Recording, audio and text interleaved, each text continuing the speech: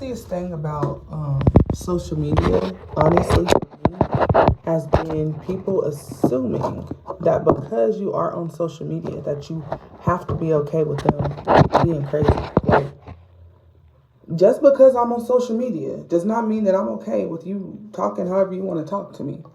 Like, that's something that I don't know if it's just me or if it's all rising creators or what it is, but I'm definitely not offended because I can go toe to toe with anybody. But it's just, it always baffles me how people honestly believe, like in their little peanut brains, they really believe that they can hop on your social media and call you whatever, say whatever to you, and you are not supposed to be offended.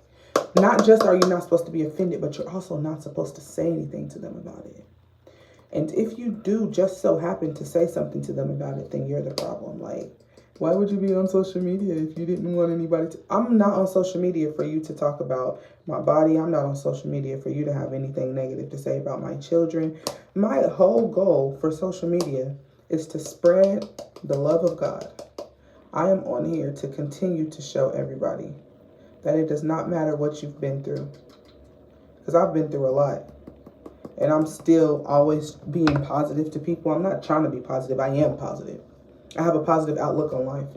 And I even wrote a book about the things that I've been through. And I continue to share how God has transformed my life and how God is continuing to mold me. But the fact that people really honestly believe in their minds that just because you're on social media that they can talk to you crazy. Like, and get this, it's always faceless accounts. It's either people who don't have their face. They just have like the normal, whatever, pink or purple or blue with the first letter of their name. Or they don't even have their name on there. Or they have a picture, but it's not them. Or they have a picture of themselves from like 12 years ago. That's the only people who ever comment and have something negative to say. Because people who are on social media, and not on there to troll, they don't comment unless they have something positive to say. It's the trolls are always the people who are scared to show their real face, are scared to create content, won't even talk on social media, won't use their voice on social media, won't show nobody anything about themselves. Those are always the most judgmental people, and they be going through it in real life.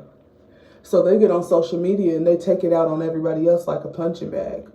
I know, because when I was a teenager, me and my cousin used to get on YouTube, on her YouTube account, and we used to comment funny stuff on people's videos all the time. Like, we wasn't being bullies, but it was still considered as a bully because it was funny to us, but it might not have been funny to the people we were commenting on. But it just cracks me up because, like, these be grown adults. These don't be little kids. These be grown adults with fake accounts spamming people. And I'm like, how much time could you have on your hands, right? How much time could you have on your hands that you're spending all your time watching somebody else and then talking bad about them? If I'm going to watch somebody else, I'm watching their content because I like their content. And I'm commenting on their content because I like their content. People will literally watch all your content, run your likes up, run your comments up, but be being negative the whole time. And it's like, why? Like, why would you spend your life scrolling on a fake platform because it's social media, so you're not even seeing me in real time? Why would you spend your life watching that so that you could comment negative stuff?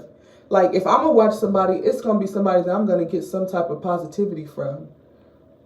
You're not showing your body, you're not showing your face, so you can call me fat, you can call me ugly, but we don't know what you look like.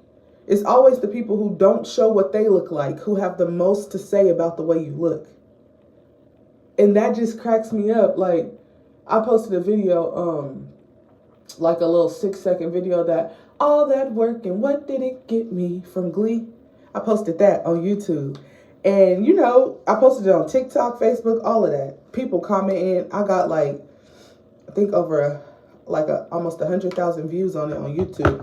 And there was like a couple of guys, and I don't even know if it's really guys because, like I said, people use spam accounts, they use fake accounts. But they commented and was like, oh, you were probably cheating. I wasn't, but if I was cheating, how is that okay for somebody to abuse you? Because I did all that work, and what did it get me? And the words I put on there was basically like, I finally left my abusive baby daddy, and I realized that, like, you know, God had a lot of love for me. God sent people that actually love me. It's basically the message that I put on there. I don't remember what I said word for word. How could somebody watch that and have nothing but negative things to say about the way that you look? You must have been a cheater, and start making speculations like, I don't care what anybody has to say. There is never a reason for a male who is naturally stronger than a woman, whether she's bigger than you or not, for a male to put his hands on a woman. Never a reason for it. It's never okay. So people who say things like that, I'm just like, I feel sorry for whoever is in a relationship with you. Because 9 times out of 10, it's a married man with a fake account. And they be in relationships with women, and they'll be on YouTube commenting on abuse survivors' pages, basically telling them that it's their fault. I feel sorry for anybody who is in a relationship with somebody who ever thinks that there is a reason for a man to put his hands on a woman. I feel sorry for you. And I also feel sorry for the man who thinks it's okay to put his hands on a woman, because you reap what you sow. And that woman might not be able to hurt you the way that you hurt her, but God can whoop harder than any man. And I just pray for your soul, because I pray that you get redemption and that you ask God for forgiveness before you pass away. Because when you pass away, there's no reversing what you did if you didn't give your life to God. And that's always my prayer for everybody, because we all go through things. We all have big emotions. We all have certain things that we do that hurt people's feelings, even if we don't mean to. But if you are physically assaulting someone, especially somebody who has children by you or somebody who is in a relationship with you, you definitely need to ask God to circumcise your heart so you can understand why you're doing that, first of all. And so you can ask him to kind of lead you into a way to where you know how to deal with confrontation better than putting your hands on somebody. Like, I've never been abusive, but I've been abused in every relationship I've ever been in. So I've never been a cheater, but I've been cheated on in every relationship I've been in. So for somebody who doesn't know me to comment on my stuff and basically say I deserve to be abused because I must have been a cheater. Why do you think I must have been a cheater? Because I'm pretty? So I must have been cheating? And like I said, cheaters don't deserve to be hit either. If a woman's cheating on you, leave her. Leave her. Somebody cheating on you does not give you the right to beat them. And I've posted pictures of the way that my children's father had me looking. This dude broke my jaw to the point that my face was like 3-4 times the size that it is now. Nobody deserves that. And I didn't do anything to this man. He hit me while I was driving and broke my jaw. But people who don't know the story having negative things to say, that honestly, it makes me feel sorry for them. I'm the one who got abused, but I feel sorry for the people who have something negative to say about that. Because what about your mother or your sister? Somebody that you don't even know is going through it, because they could be. They very well could be. If that's the way that you feel about abuse survivors, the people in your family will never feel comfortable enough to come to you and let you know that they're being abused. And they just might die in it. Me? I didn't die in it because God had his hand on me, but baby, I could have. I almost died in it so many times. And I know so many women who don't make it out of abusive situations. So I never make light of somebody being abused. I never think it's funny, because even though that's not my situation anymore, that was my situation for almost 11 years, 2 different relationships, but it was a span of 11 years. I was abused every single day. Even if it wasn't physically, it was financially and emotionally every single day. And that alone will break somebody down to the point that you don't trust anybody. You don't want to have conversations with anybody. You're just going to stay in your little coveted corner. That's how it'll make you feel. So when you are brave like me and you get on social media and talk to people about what you went through, somebody who is not as strong-willed as me, that would stop them from speaking up. That would make them feel like they couldn't speak up anymore. And that would make them feel like they need to curl into a ball and die. But luckily, God didn't make me like that. But there are so many women who are like that. So I just feel like you should really think about the people when you are about to post something on social media, even if it's just a comment. Think about the people, because we should be selfless in everything that we do. If you're about to comment something, think about everybody in your life that you love. Would this offend somebody that I love? Okay, well, I'm not going to post it. Like, think about people. People got to start doing that, because at the end of the day, abuse is not funny. If you've never been abused, you will never understand why women stay in it for so long. If you've never been abused, you will never understand why women allow it for so long. But for the people who get it, It takes a lot of courage to speak up about something like that. So I just say, you know, just be cautious. When you see somebody speaking up about something like that, if it don't resonate with you, just keep scrolling. But don't sit there and comment and try to make them feel bad for getting on social media talking about it. There are so many lives who are transformed on social media every day. People spend more time on social media than they spend in the real world. So if abuse is happening for real on social media, like in real life, if abuse is happening for real, I would much rather someone who's being abused scroll through my video and see, hey, that happened to her, but she's still standing. That happened to her and she looks like that. That happened to her. Like, I would much rather them see that and be like, okay, I need to leave, than me just be posting videos of me twerking or something. Like, what is that going to do for anybody? It's not going to do anything for anyone. Not judging the people who do that, but for me, that's just something I'm not going to do on social media, because why? What is that doing for anybody? I'm very calculated in everything that I do. God has me on a mission. The book that I wrote, God has me on a mission. I'm going on a book tour this year. I am not going to spend time posting anything that I wouldn't want my kids to see when they grow up. I'm not going to spend my time posting anything that is not going to enlighten or enhance someone's life. I'm not. So I just feel like more people, get down, buddy. I just feel like more people need to understand that the things that you say on social media do matter. It might just be a click of a button for you, but that notification is going to somebody's phone. It might just be a quick comment to you, but that notification is going to somebody's phone. And if you don't have nothing nice to say, then don't say nothing. Ain't that what Eminem told us? Ain't that what your mama told you? If you don't got nothing nice to say, don't say nothing. There are people who are hanging on by a thread. There are people whose self-esteem is so low that if you call them ugly, they'll take themselves out. Now, me, I'm not like that. But there are some people who are like that. And people don't even think about the fact that somebody might just be holding on by a thread today. And they got on social media to release. And now you commenting, dragging them, talking about the way that they look, or making speculations about their life and you don't even know them.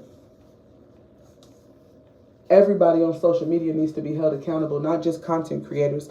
It cracks me up how people think that just because you're on social media creating content that you have to be held to a higher standard than the people who comment. No, no, no, baby. When you sign up for a social media account, you are signing up to be a part of that social media world. If you're not the person creating content, okay, but you're consuming the content and you're commenting on the content, you are just as liable. Good morning, baby. You are just as liable as the people who are creating content. Your comments stay at the bottom of their page. Your comments stay on the bottom of their videos. Your comments ping to their phone. You are just as responsible as the people who are bold enough, let's be clear, bold enough to post their face, to post their body. So many people put so many filters and so much like construction on their videos and pictures that if you saw them in person, you wouldn't even know it was them. So for people like me who post when we wake up in the morning, it takes a boldness to do that. You're held just as responsible as us. We don't have to be visually appealing to you to post content. I'm not posting content so that you could have sex with me. I'm not posting content so that you could want to do something to me. I'm posting content so that I can spread a message to you. And people spend so much time on social media looking for love that they want to look at everybody like, oh, well, that's not appealing to me. I don't care. I'm not on here to be appealing to you. It's not what I'm on here for. I'm not on here trying to seduce everybody like a siren. That's not what I'm on here for. So you can have something to say about my weight. Somebody like it. You can have something to say about my face. Somebody like it. That's not what I'm on here for. People crack me up with that. I mean, I got 5 kids. Somebody must like it, right? People are funny. People are funny. But, son, you gotta put your clothes on, Bubba. But yeah, so that's all I got on here to say. But I'm done with my morning routine. So now what I gotta do is 8 o'clock. My daughter's bus comes at 8:40 and she's still asleep. So I gotta go wake my daughter up. I got my oldest on the bus already. So I gotta wake my daughter up, and then I got to get the younger 3 dressed so I could take them to daycare. My mommy's coming in town today. I'm so excited. She's such a blessing. She comes in town a couple times a year to help me out. I'm a cosmetologist, and I'm an author, and I'm a Christian poet. I do a lot. And single mom, don't have my children's father because he was abusive, and I left town because he tried to kill me. So I am in a town that I'm not from with no support. I joined a church that is extremely supportive, but my family does not live here. But my mom comes in town a couple times a year when I have important things. So I do Kansas City Fashion Week twice a year, in the spring and in the fall. She comes in the spring and in the fall for a week and stays with the kids for me, so I can participate in that. I volunteer my time at a fashion show and do the hair of the models who are walking. And it's really big, like New York Fashion Week, but it's in Kansas City. They actually partner with each other. Another thing that I do that my mom comes in town for sometimes, it's like, I don't know, if I have anything super important, she'll come in town for it. My mama don't really like traveling, but she'll travel for me, so I love it. So anyway, she's coming in town today. She's bringing 2 of my nieces with her. You putting on my chapstick? It's okay, you can wear chapstick. But she's bringing 2 of my nieces with her. I didn't get one. I thought you put some on. You gotta brush your teeth before you put this on, because your lips is gonna get wet. Go get your toothbrush from downstairs, bye-bye. But yeah, life is amazing. God is good. God is good all the time. And if you would like for me to come to your city for my book tour, please send me a personal message and we can talk it out. I'm on TikTok, The Rosie Experience. I'm on YouTube, The Rosie Experience. Facebook, Rosemary Simpson and The Rosie Experience.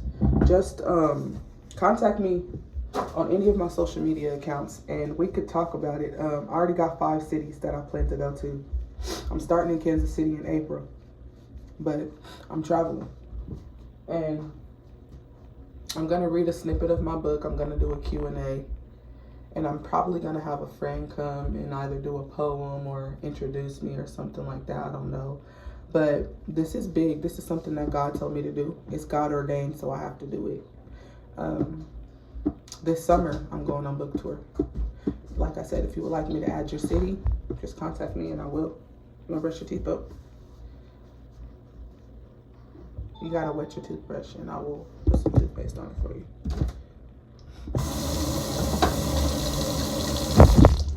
Okay.